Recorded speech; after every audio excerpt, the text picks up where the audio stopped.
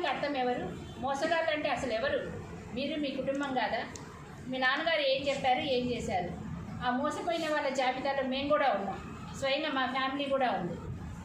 ఇక్కడ అసలు ఊసులో లేని టీఆర్ఎస్ని మేము కానీ, పొంగులేటి శ్రీనివాసరెడ్డి గారు కానీ పార్టీలో జాయిన్ అయ్యి దీన్ని ఒక ఉన్నత స్థానానికి తీసుకొచ్చాం. టీఆర్ఎస్ పార్టీ అంటే ఉంది అనేది ఇక్కడ మేము తీసుకొస్తే మాకు ఇచ్చిన వాగ్దానం ఏంటి, మీరు చేసింది ఏంటి? మీరు మోసం గురించి మాట్లాడుతూ ఉన్నారు.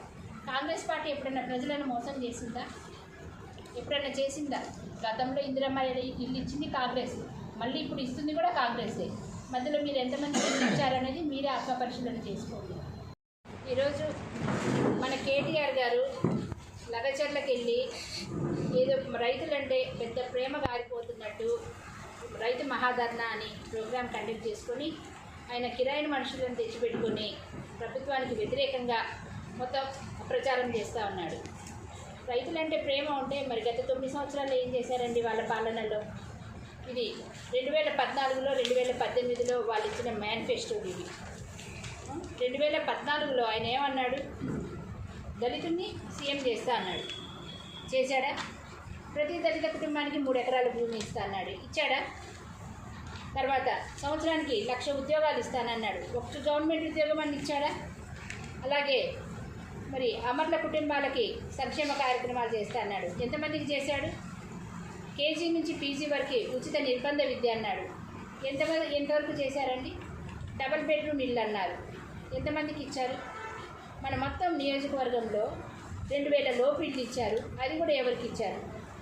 నాసి రకంగా కట్టారు, వాళ్ళ కార్యకర్తలకు ఇచ్చారు. మనుషులు ఉండడానికి ఇష్టపడట్లేదు. మీ అందరూ తెలుసు అవి ఎంత నాణ్యతగా కట్టారు అనేది. ఇలాంటివన్నీ చేసుకుంటూ పోయారు. దళిత నియోజకవర్గంలో ప్రతి ఒక్క దళిత కుటుంబానికి దళిత బంధు ఇస్తానని అబద్ధపు వాగ్దానాలు చేసి ఓట్ల కోసం ఎంతమందికి ఇచ్చారు?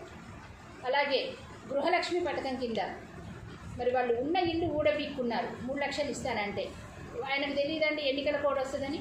ఎన్నికల ముందు అబద్ధపు వాగ్దానాలు చేసి వాళ్ళు ఉన్న ఇల్లు ఊడబీక్కొని పందిరి వేసుకునేటట్టు చేశారు. అలాగే ఎన్నికల ముందు ఎన్నో వాగ్దానాలు, ఎన్ని శిలాఫలకాలు, కొన్ని వేల శిలాఫలకాలు వేశారు. బజార్కి 2-3. కేటీఆర్ గారు సత్తుపల్లి వచ్చి కూడా కాంగ్రెస్ పని అయిపోయింది, కాంగ్రెస్ ముసలినక్క, కాంగ్రెస్ని పొందబెడతాం, ఇలా ఎన్నో అవాకులు చవాకులు పేలి అలాగే సత్తుపల్లి జిల్లా చేస్తాం, ఇలా అబద్ధం హామీలన్నీ ఇచ్చారు. ఇచ్చి హడావిడిగా శిలాఫలకాలన్నీ పార్టీ వెళ్ళారు. వాడికి పేపర్ల మీద శాంక్షన్ ఇచ్చారు, ₹1 శాంక్షన్ చేయలేదు. ఇంత అబద్ధపు హామీలు ఇచ్చుకుంటూ అబద్ధాలు ఆడుకుంటూ ఇవాళ ప్రజల ముందుకి వాళ్ళు బుద్ధి చెప్పారు.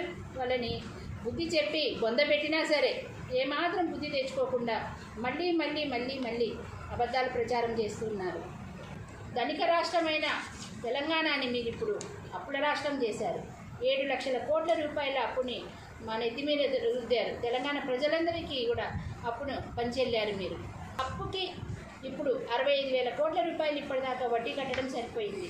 అవి కడుతూ అలాగే కాంగ్రెస్ మేనిఫెస్టోలో ఇచ్చిన మరి 6 పథకాలతో పాటు మిగతాయి కూడా మరి హామీ ఇవ్వని పథకాలు కూడా అమలు చేసుకుంటూ ఒక్కొక్క పథకం నెరవేర్చుకుంటూ వస్తుంటే మీరు తట్టుకోలేక చెప్పినట్టు చేస్తున్నారు అని మీరు తట్టుకోలేక ఇవాళ అవాకులు చవాకులు పేలుతూ ప్రజల మీద కల్లిబొల్లి ప్రేమ నటిస్తూ మొసలి కన్నీళ్లు కారుస్తున్నారు. మీరు చేసిన అప్పులు తీర్చడానికి మాకు కొంచెం టైం పడుతుంది కనుక ఆర్థిక పరిస్థితి కొంచెం ఇబ్బందుల్లో ఉంది కనుక ఒకదానికి వెనకాల ఒకటి వెసులుబాటు చేసుకుంటూ వస్తుంటే మీ కళ్ళల్లో నిప్పులు పోసుకుంటా ఉన్నారు. ఇవాళ లగచర్లలో ఉండే అమాయక గిరిజనులని రెచ్చగొట్టి అల్లర్లు సృష్టించి అక్కడ అభివృద్ధి పనులకి ఫార్మా కంపెనీ పెట్టడం తప్పు కాదే. వాళ్ళకి తగిన న్యాయ పరిహారం ఇచ్చి వాళ్ళ అనుమతితోటే ఫార్మా కంపెనీ పెట్టి లోకల్ వాళ్ళకి ఉద్యోగాలు ఇవ్వడము ఆ లక్ష్యం చేసుకొని ఆ గ్రామాలను అభివృద్ధి చేద్దామని ముందడుగు వేస్తుంటే మీరు రెచ్చగొట్టి ఈ విధంగా కలెక్టర్ను కొట్టించి మీరు అనవసరంగా అల్లర్లు చేసి అమాయక ప్రజలని మోసపుచ్చుతూ ఉన్నారు. మీ గూండాలు అల్లర్లు చేసి మీ గూండాలను అరెస్ట్ చేస్తే వాళ్ళు ప్రజలు అన్నట్టు మీరు చిత్రీకరిస్తున్నారు.